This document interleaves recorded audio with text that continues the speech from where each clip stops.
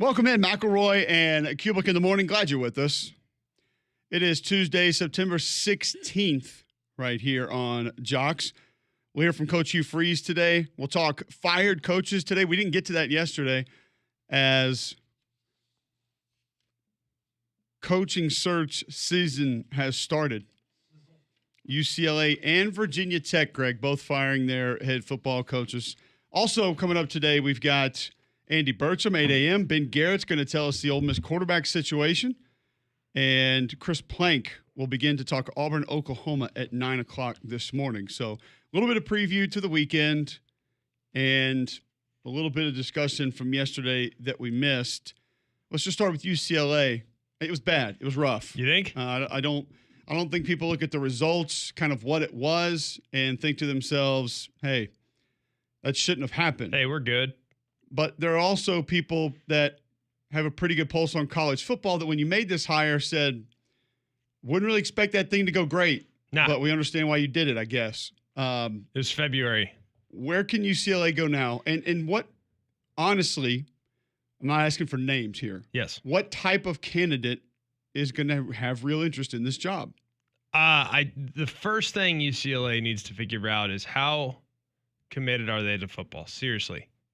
Like, they got to ask themselves that question. Like, did they actually want to try to be competitive, or they just want to kind of collect their check and get ready for hoop season? I mean, I'm not being like mean or negative or any of that stuff. Like, I think it's perfectly fine to ask that question. Chip Kelly will tell you point blank, they do not support the football program. From a resource standpoint, they don't do it. Yeah, Coach, we can look at the stands in the Rose Bowl and tell you that. It's not the play. It's not the fans. It's the NIL. It's the administration. Everything costs more out there too. I mean, they don't provide the resources necessary to be successful. So you take the job. All right. Hey, give me a good buyout. That'd be what I'd be negotiating before I even took the job. Yeah. So they got to decide first and foremost, how committed are they going to be to football? How will they resource the program? And what can they do to make it a far more attractive job? And frankly, I don't think they care. Like, I don't know.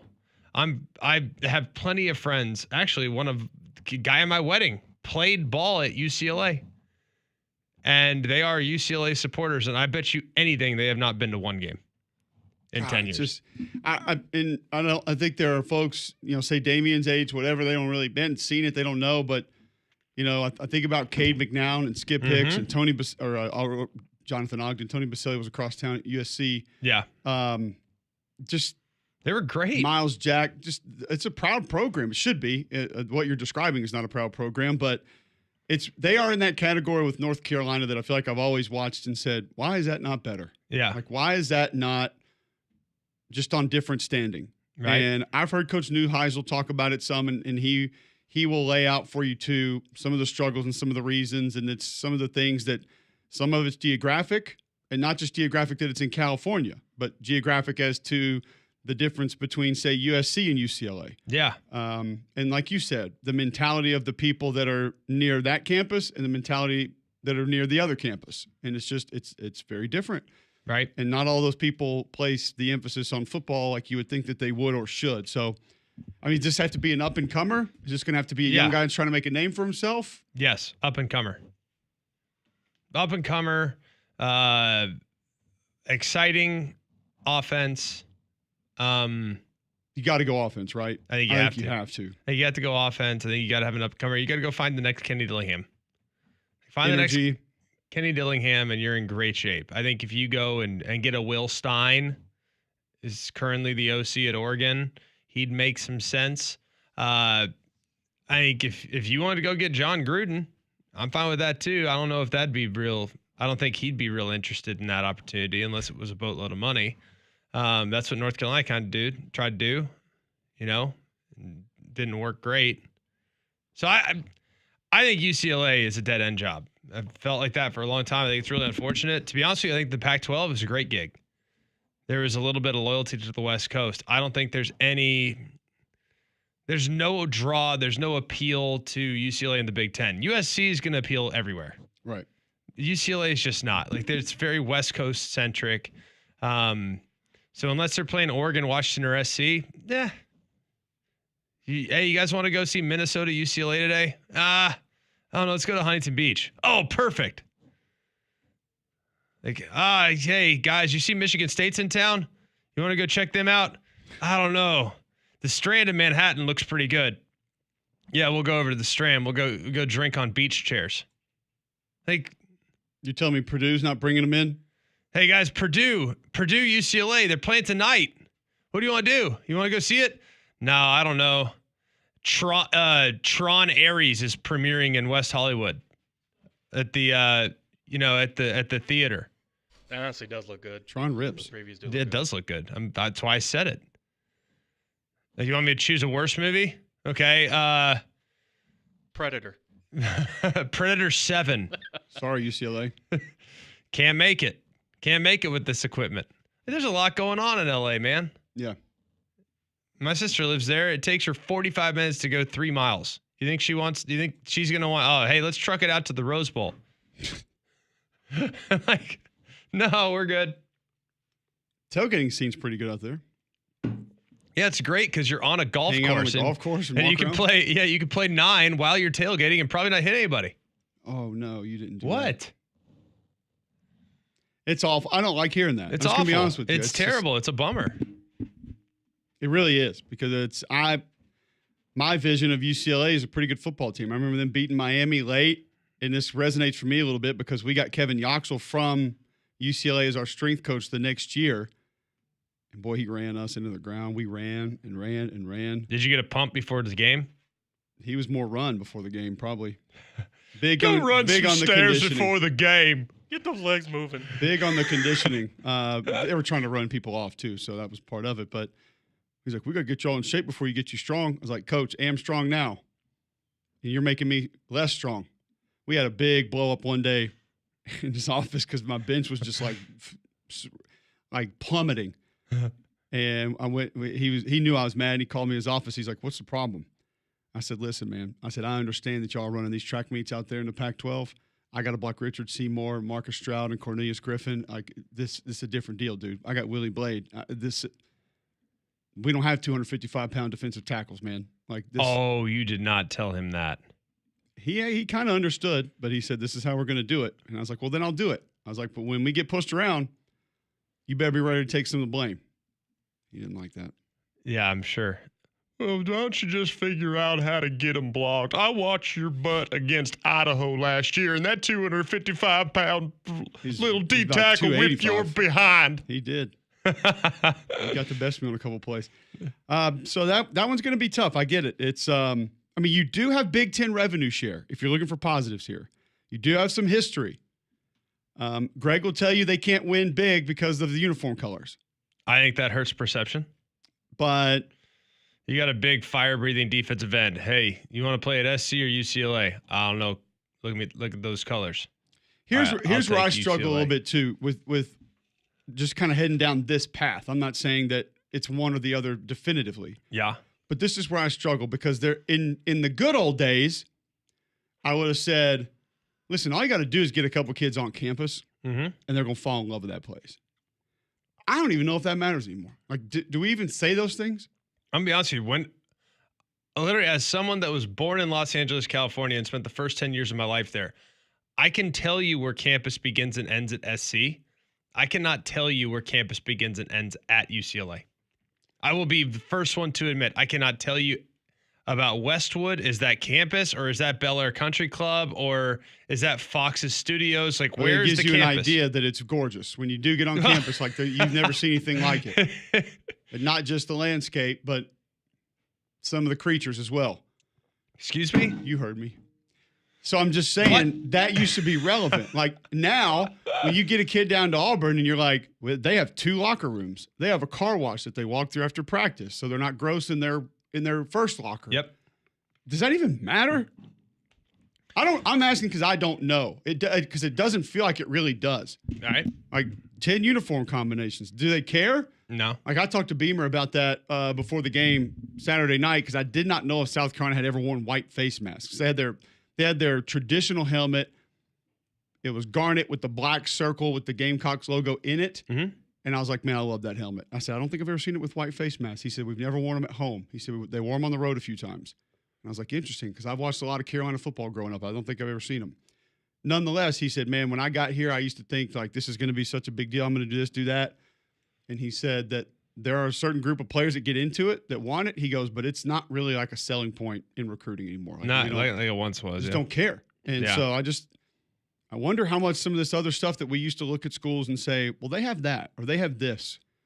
Does that even what really matters outside of what you're able to offer up financially? And there are always going to be certain guys that they want to focus on something academically or geographically. They want to stay in a certain area. Like the Louisiana kid wants to be close to home. I get it. Like that's going to be an advantage for him. But now home field advantage, playing in certain venues, going to a game there and it feels electric and you see that environment. Yeah, that's going to be big for some guys. But that's what's hard describing some of these jobs. Like we'll get to Virginia Tech. Like how much does what they've done in the past matter anymore? Probably matters to fans and support. 100%. But are there players? Like is there a cornerback in the portal that you can show, what some of Bud Foster's guys did back in the day and he's going to think it's interesting and want to go there? I mean, okay.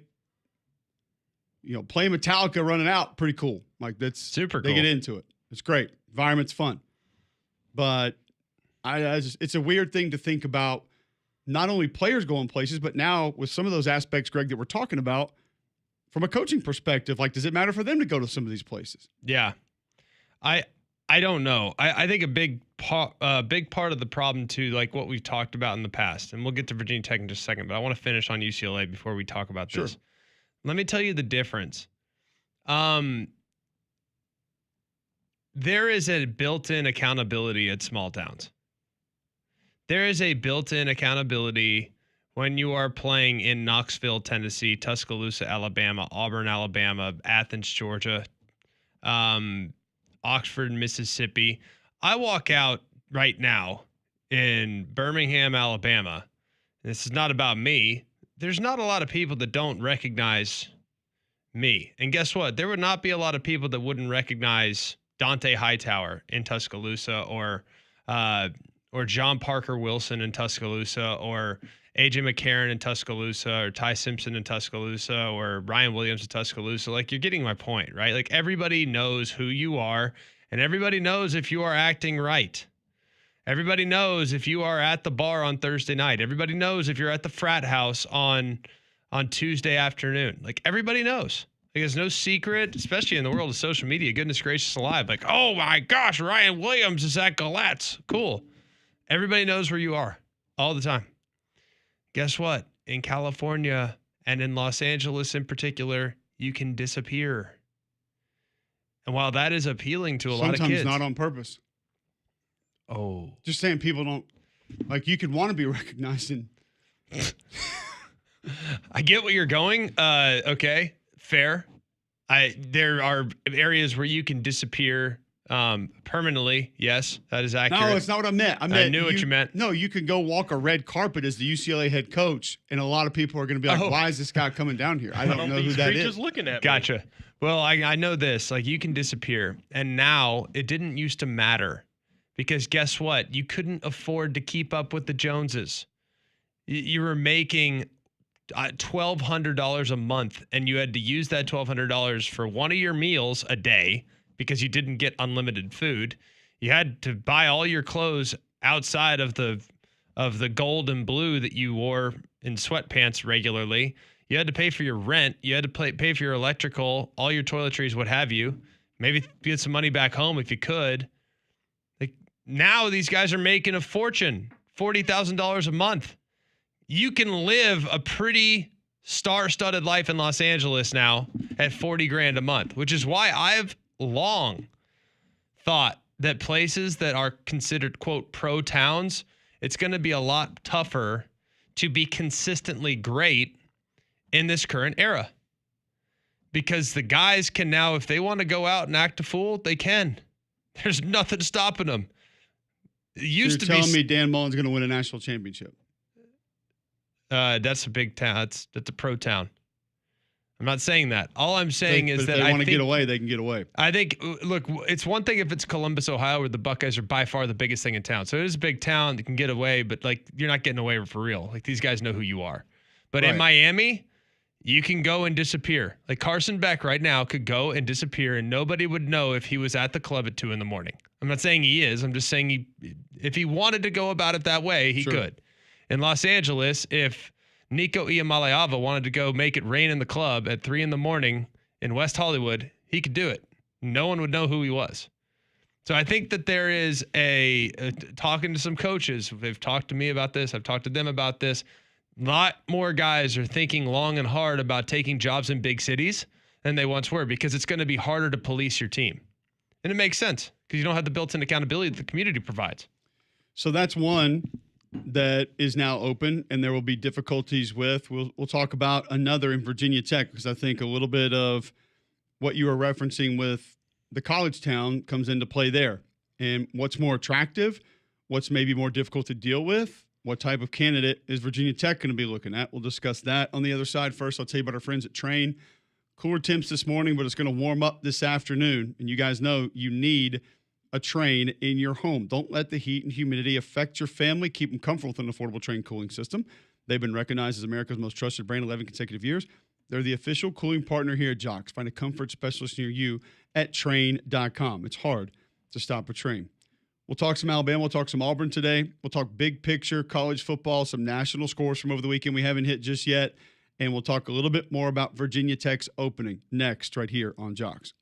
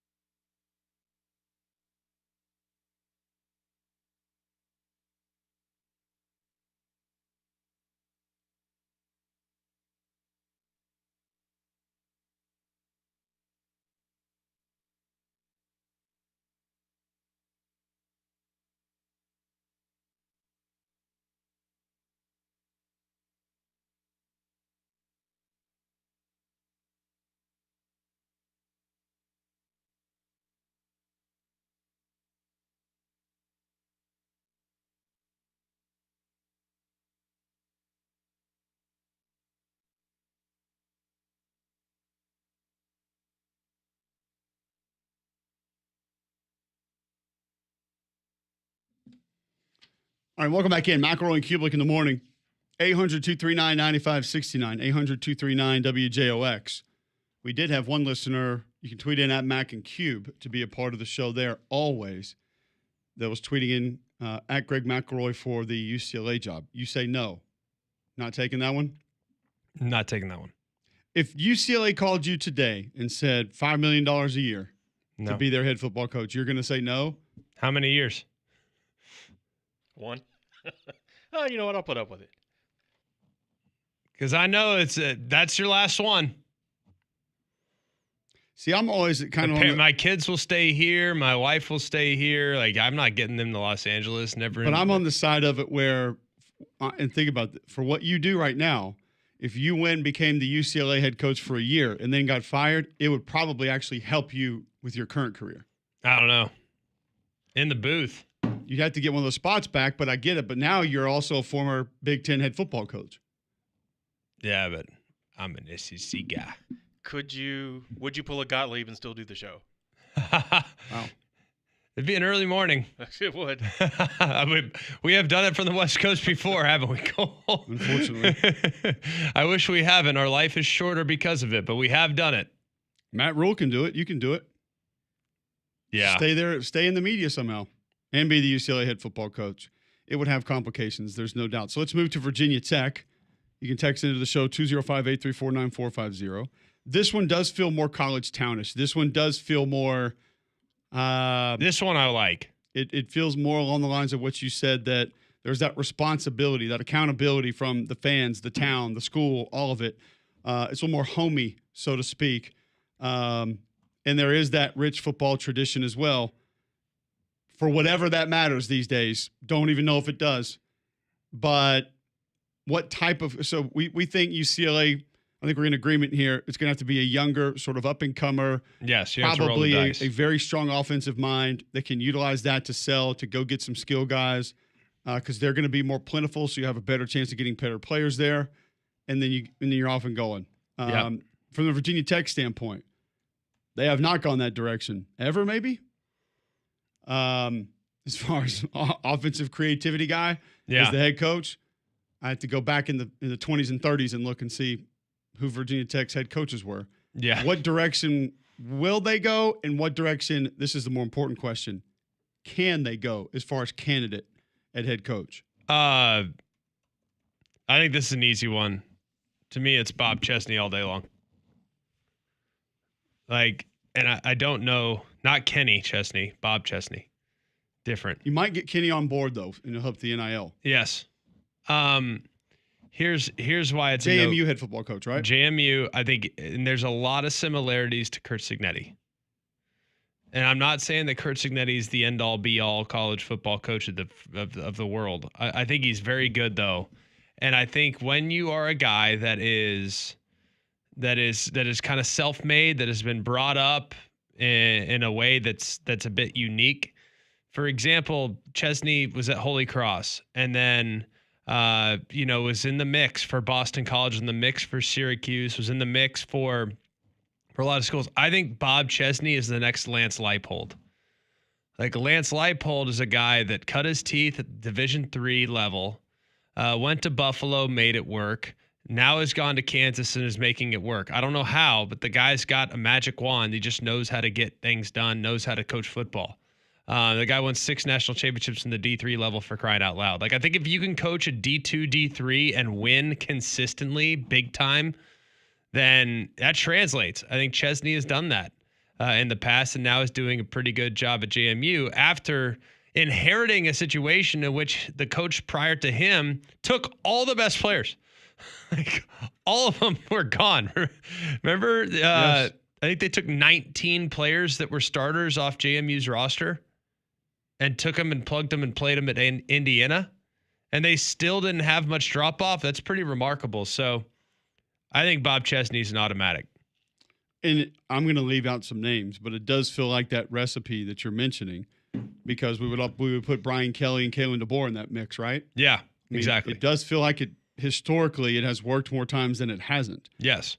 When you, not just coming from there, but like Greg said, when you have been that successful there, it does feel like it works. I just found one list of candidates for Virginia Tech, and I'm going to go through the names and just get your immediate reaction. This is Mike Farrell's list of possible Virginia Tech head football coaches. You can find it at MikeFarrellSports.com. Bob Chesney, who you mentioned. Yeah. Scott Leffler. You can have him. Michael Vick. You can have him. I think it's a little early for that one. Charles Huff. I love Charles Huff, but it's too early. So they missed 2 and 1. Okay. I was throwing it out there. I love Charles Huff. Yeah. He has one more that I have not heard in other circles, and I don't know if there's any reality to this whatsoever. And we even laugh at ourselves sometimes for using the word fit when it comes to coaches. Yeah. But if that were the direction that we were going, I'll ask you to give me a better fit for the personality and the history and the demeanor of this football program. Pat Fitzgerald. I love Pat Fitzgerald. That just feels right. Now, feeling right there hasn't worked either. Is that Correct. fair? Yes. So maybe that's not the best direction. But if you're just talking about what the perception of Virginia Tech is, that feels like a match. It does. But that might not be the best route moving forward. No, but I mean, how much is Pat Fitzgerald? He just won a big lawsuit against Northwestern. Like, how much is he wanting to get back in the deep end of the pool? I think at Virginia Tech, having a guy that is disciplined, and let's be honest, it's a great school for engineering. It's a great school for mathematics. Like, I think having a disciplined coach that could speak the language to a highly intellectual graduate class is beneficial. But that coach also needs to be able to recruit Virginia Beach. Like, finding that mix is challenging. Like, I think it's going to be very interesting to see which direction this thing goes. Like I said from the get-go, I think Bob Chesney makes a ton of sense. And I would use the recipe that's been used in the past. I would call Lance Leipold. Shoot, I'd take Lance Leipold in a heartbeat. Leipold feels like a fit. Kleiman feels like a fit. Kleiman's 1-3. Okay, but I'm just saying it's going to be hard to hire a coach, and I love Kleiman, you know that. It's going to be hard for him to get a job this cycle unless he wins 8 in a row. Since Frank Beamer, these are the records of Frank Beamer, by the way, was 238 and 121. Justin Fuente went 43 and 31. J.C. Price interim went 1 and 2. Brent Price 16 and 24. We'll find out about interim Philip Montgomery. Before Frank Beamer, Jimmy Sharp was 21 and 22. Charlie Coffey was 12 and 20. Jerry Claiborne 61 and 39. Frank Mosley 54 and 42. Alan Leonard 0 and 4. Bob McNeish 1 and 25. Big Bog McNeish.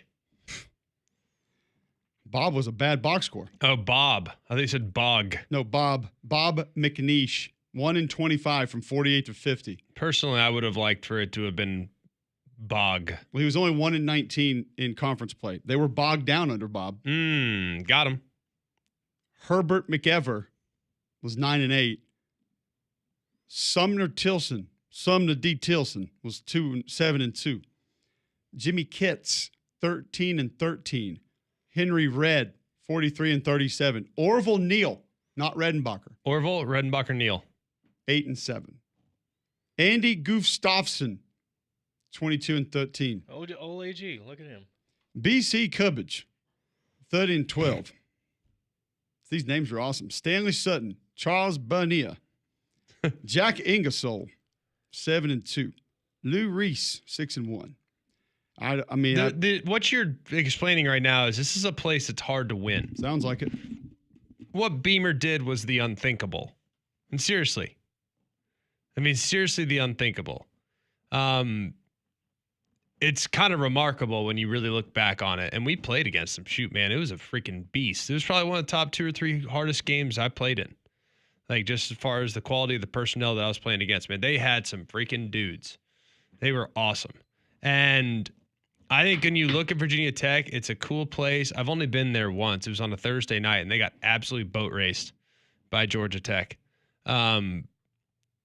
in the triple option days, Paulie Johnson.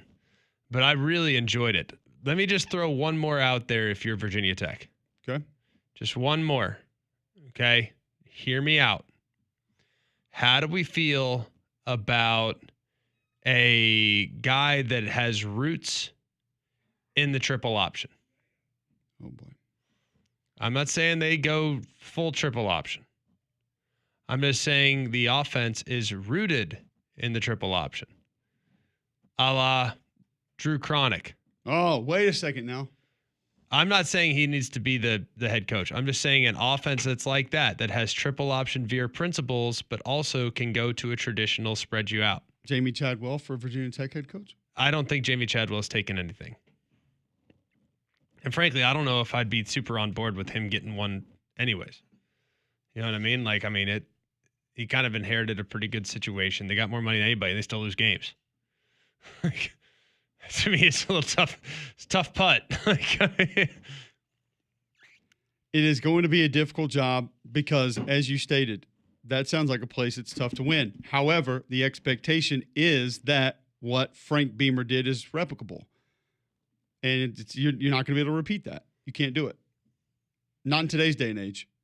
Not the way he did it. And so it's going to be an interesting hire because do they go outside of their box that they have found coaches in for such a long time? We'll see. And the Shane Beamer stuff, y'all can stop. I can tell you that right now. Not happening. I don't think if he were even offered it and it was intriguing to him, I don't think he wants to do that to his dad, number one. He does not want to tinker with his dad's legacy. It's not that. It's just he wants to carve his own identity. Yeah, and there's everything else that goes into it as well. But just that individually, I don't think he's interested in that because he looks at that as his dad's thing, and he wants to keep it that way. That's the way I view it. So, yeah, and by the way, that's perfectly reasonable. Like, why did CJ Carr go to Notre Dame and not Michigan? Well, I don't know, because both his dad and his granddad and his other granddad all played and or coached at Michigan. He wanted to forge his own identity. Same deal with Shane Beamer. You don't want to live in your dad's shadow as a 50-year-old man. That's what's worse than that. All right, when we come back, we're going to take a quick break. I want to head into a different conversation along the same lines and how and why it continues where it is or where it goes next. We'll do that right after this on Mac and Cube in the morning.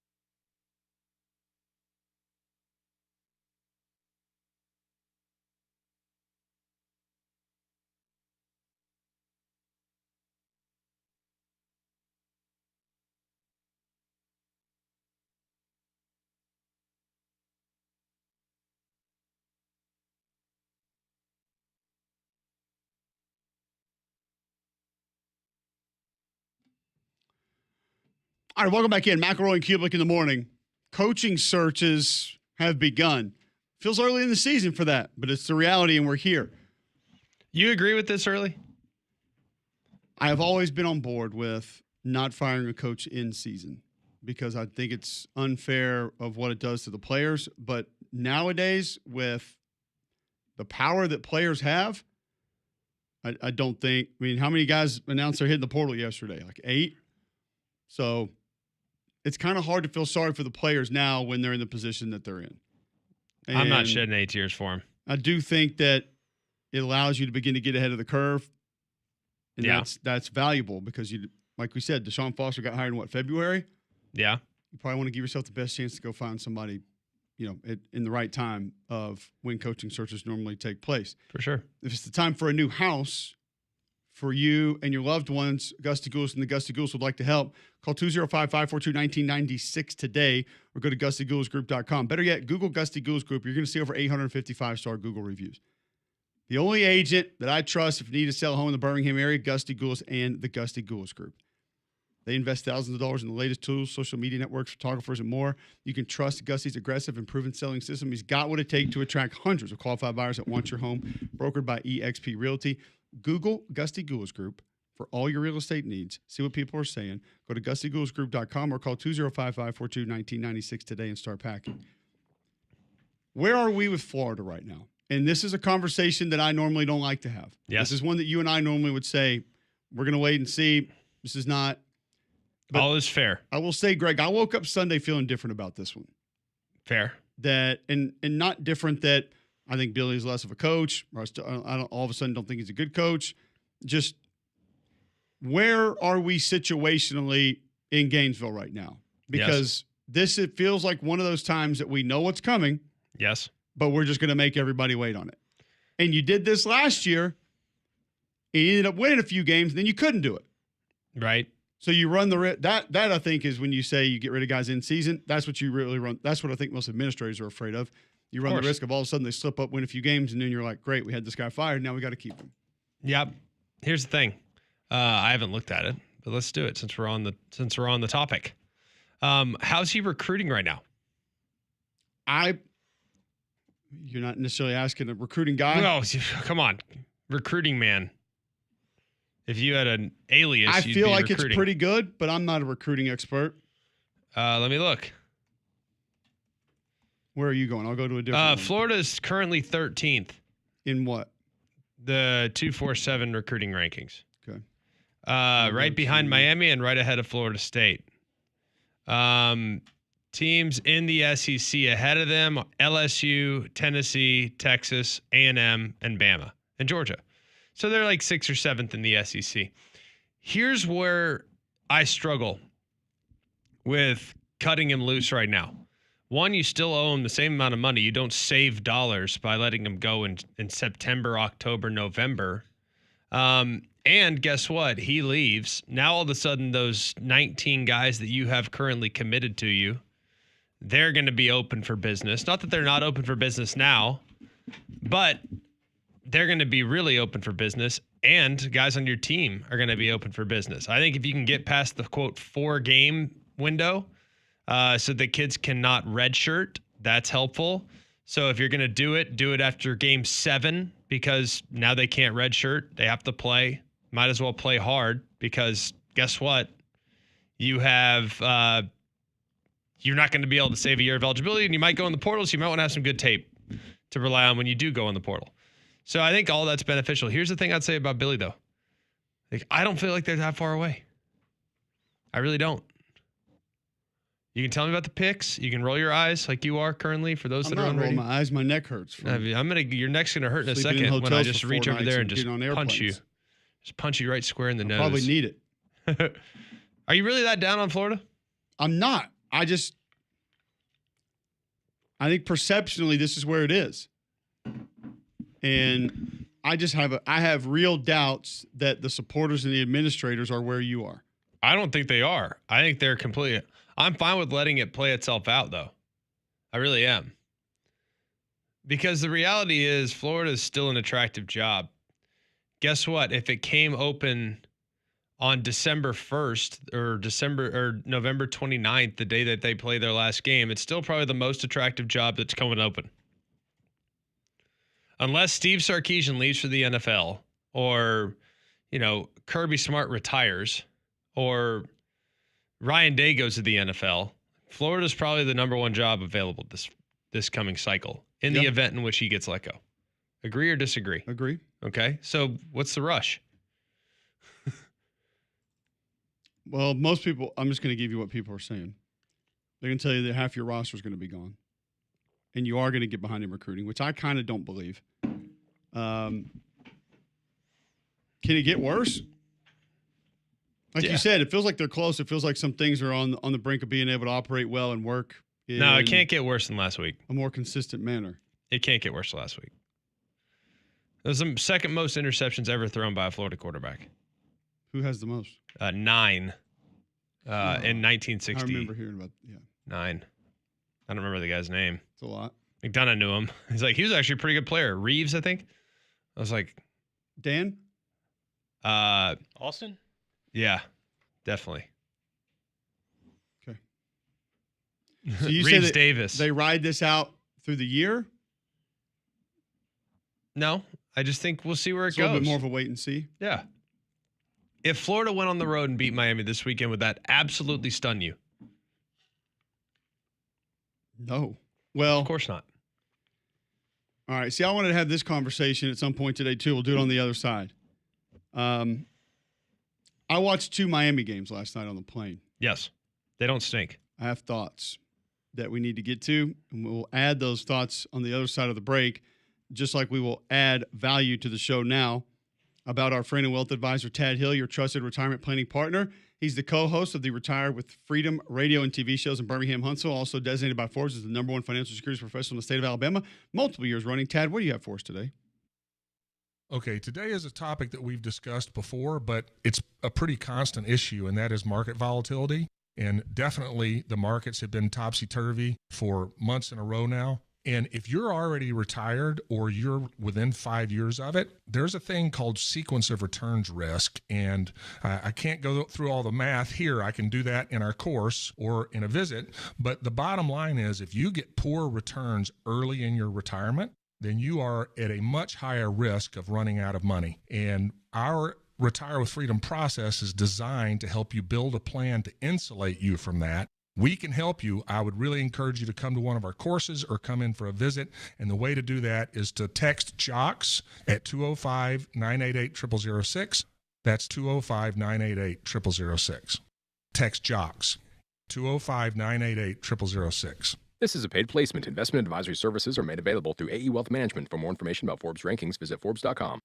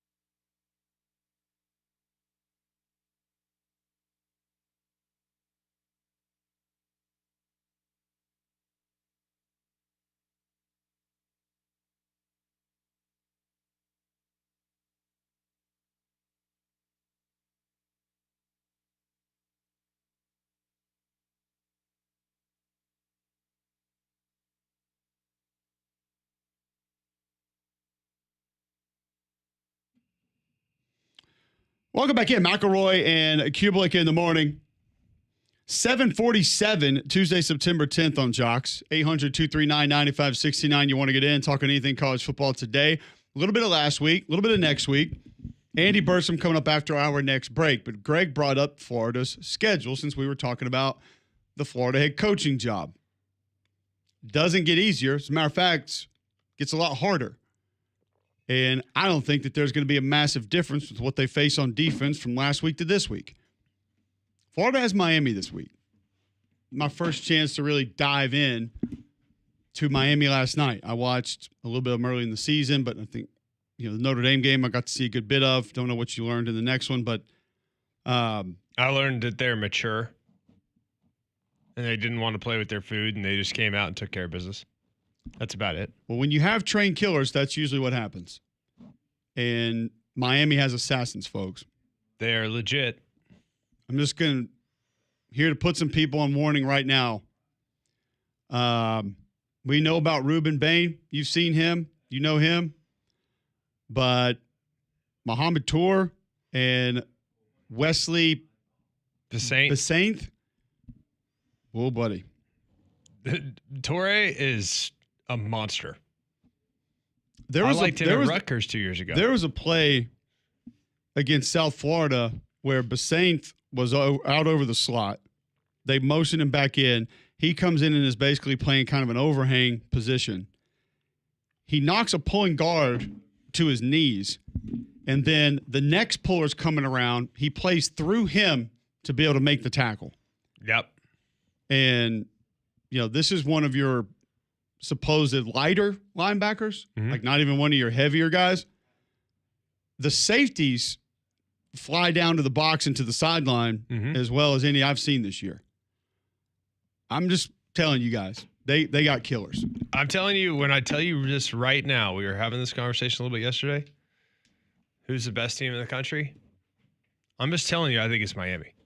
I asked Greg to look up some things over throwing the ball in the middle of the field. I got it right now for you. There are we actually talked about this yesterday too. There are very few quarterbacks that willingly will challenge the middle of the field. I think Tennessee actually does a better job of it now than they did traditionally in this offense, and that's the use of the tight ends. It's one of the reasons I think Ty Simpson is better than people agree. He is not afraid to do it. And that offense basically is going to require you of it. Even though Penix dominated outside the numbers, not outside the hash, by the way, outside the numbers, which are difficult completions a lot of the times, he'll also hit you in the middle of the field. Carson Beck bludgeons the middle of the field. He's not afraid of it. He looks so good. He is accurate there. I was actually blown away with Carson Beck. Yep. Against South Florida. By the way, hold on a second, really quick. I got to go look this kid up. I meant to text Golish last night. Who in the hell is this number 5 for South Florida? This inside linebacker they got. Because this kid, I want him on my team. If an NFL team doesn't sign him just for kickoff cover, you got problems. A little stiff.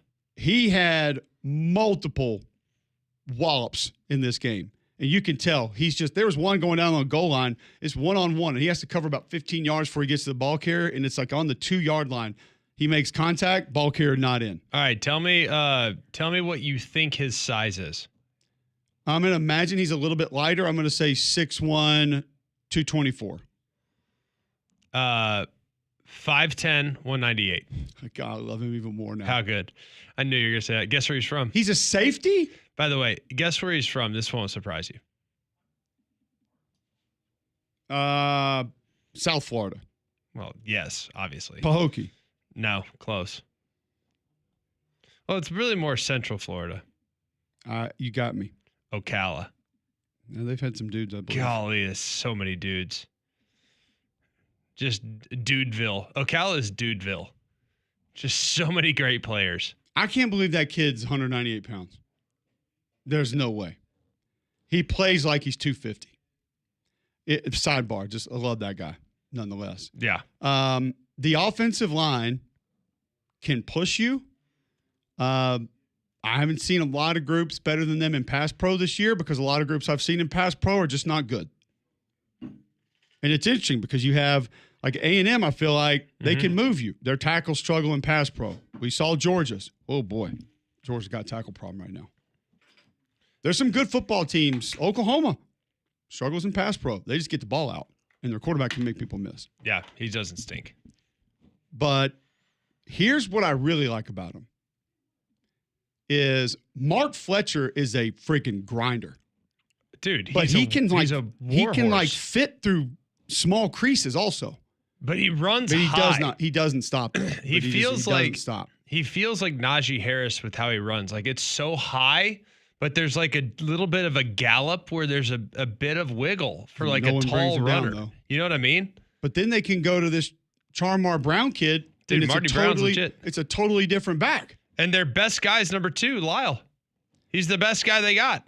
And he's been banged up, hurt his ankle on the first carry of the season. He's the best guy. And I know people had said, Greg, that the receivers were a little ahead of where we thought they were going to be. They made some grabs. And in the 2 games I watched last night, those guys making plays. I'm telling you. All I'm telling you is Miami can sit there and play ball control and grind out yards because Maliaga is going to move you. Markel Bell can move you. Like they have. I think Markel Bell is the one thing that concerns me because I don't think he's great in pass pro. He's not. And he's a left tackle. Kind of a bad position to not Okay. be good in pass pro. You find them a little help, but they can grind you out. They can spread you out and attack you down the field and down the middle of the field. They can play ball control. Reuben Bain, there's not a lot you're going to be able to do with. And the linebackers and safeties absolutely fly. I think Reuben Bain and Mesidor, though, are the best 1-2 punch combination, but they got a couple guys on the interior that'll eat your lunch, too. Number 11, Blay, he can go. Like, I'm telling you, I think Miami's the best team in the country. And it's early. I'm not saying that they're the most mature. I'm not saying they're going undefeated. All I'm saying is through 3 weeks, did the team I'd least like to play? Well, but let's do it this way. This is what we do with Alabama and Georgia, right? In Ohio State, we say, well, yeah, that D-line's not what it's looked like before. Or they don't have the guys, they're not going to be able to get them blocked up front. And a lot of times that's fair. I go back to the last few Miami teams that were supposed to be really good. Yeah.